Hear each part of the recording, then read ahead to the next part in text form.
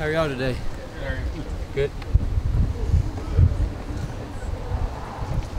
Them not having Travis Hunter, what in your observation them on tape, how do you think that impacts their secondary and their defense? Well, obviously he's a really good player, one of the best in the country at what he does. You know, he plays a lot of snaps. He plays very fast and physical. So losing a player like that, you know, on the defense, you know, is tough. But they're going to do a good job in the back end. They've done a really good job everywhere else throughout the season. So I don't anticipate it being much different. Maybe some of the coverages might change slightly, but you know, I won't anticipate it. We just got to see what they're going to do during the game, and just know that they're going to be kind of moving around all over the place and do sort of everything. You played Shiloh earlier in your career. He's a productive guy back then in 2020. What do you see on film in terms of, is he the same player that you remember from years ago? Is he a different guy? What does he bring to that secondary? Yeah, he does a good job. He's always in the right spot. You know, he does a really good job making open field tackles. He does a really good job when the ball's in the air. He does obviously a good job in man-to-man, and you know, he's a good safety. And you know, I anticipate him being all over the field, you know, making a lot of impactful plays for him. But what do you guys do to kind of handle the hype for this game and not build up? Well, you know, we just go to work and we let that noise stay outside, and we let it kind of, you know, we let the fans and everybody else outside of the program, you know, handle all the noise, and we just go to work and we want to do whatever we can to be prepared for the game, and you know, handle our preparation going into the game so that we can be prepared for the game and we can go out and play fast, and you know, we're ready for the moment. And you know, with games like these, you know, the build-up is always big, and you know, a lot of us have played in big games. They've played in big games, so you know, it's going to be a you know, high intense game once we get out on the field. But you know, I expect it to you know, settle down as the game goes and just be football again. The defense has created, I think, 10 turnovers so far. It's tied for the most in the conference or country. Just what makes them so opportunistic? What have they done to offenses to create those? Well, I just think they're you know, they're very multiple on defense. They're everywhere at times, and they do a good job of getting to the passer, and they do a good job of affecting you know, when the ball's in the air, and also they do a good job of tackling the ball. You know, they go after the ball and force some fumbles and get some turnovers that way. So they're just an aggressive team, and they're going to do a good job in that area. If you've had a chance to look at their defense a little bit more in film, schematically wise, how similar is what they're running to, you know, what you saw against Bama in your time in Auburn, or maybe Tennessee, or one of those teams that just, it's very similar to even to what you guys do in practice every day now?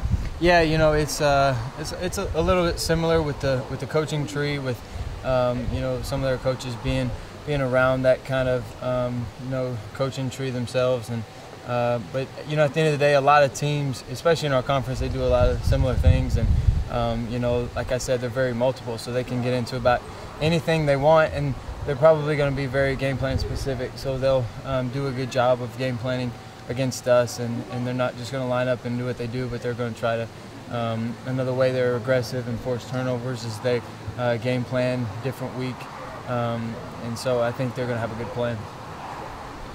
Seems like you're sliding a bit more this year. Is that just something that happened because of your injury at the end of last year, where you're more conscientious about taking on hits? How many slides have I slid? Good question. So how do you know if I've slid more? It just seems like compared to last year. No, it has nothing to do with that. You know, I think a run's a run, and you got to protect yourself in this league. And so bring me that stat next time. I'd like to see it. Coach said you guys are working on deep shots a little bit this week. You've obviously hit on a few, but you know, obviously you want to hit in on as many as possible. How close or not do you feel like you guys have been to just hitting just a couple more? Well, I mean, I think we've been fairly explosive with a good completion percentage.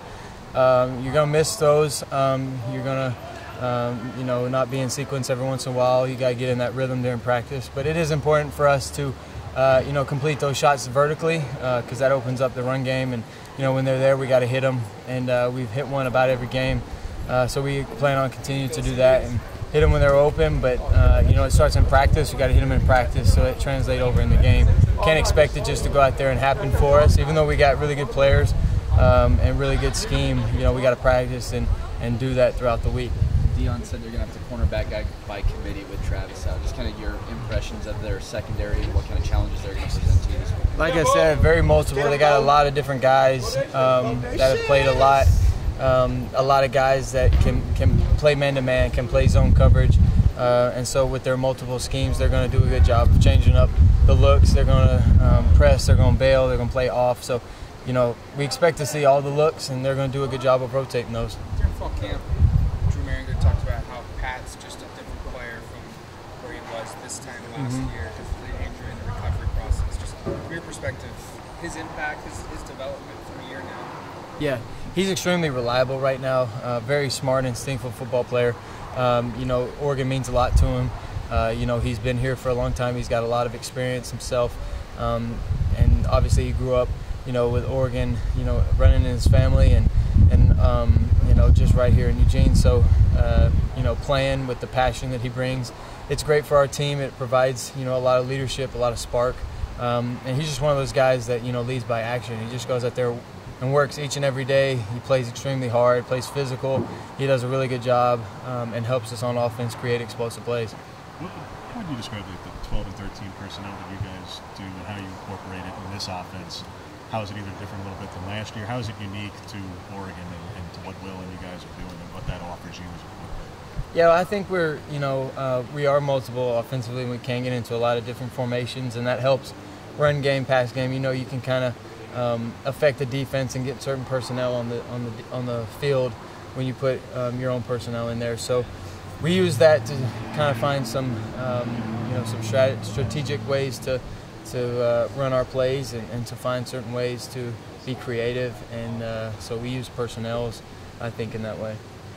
What's the reaction been like back in Alabama, friends and family, seeing you and Tez on the field once again? I'm sure it's got to be a special moment for folks. Yeah, we've gotten a lot of people reach out. You know, a lot of people come out and watch games, and so, you know, it's special to have you know, friends and family like we do, and so supportive of where we are, and you know, just happy to see us, you know, enjoying life, enjoying football, and being in a place like this. And so we, you know, obviously it's our job to continue to do that, and continue to work hard, and use what we have, and use it to the best of our ability. How did this charitable cleat opportunity come together for you that's going on this weekend? It was just brought to me, and I'm excited to you know, use my platform in bigger ways than just football. Thank y'all. Thank you.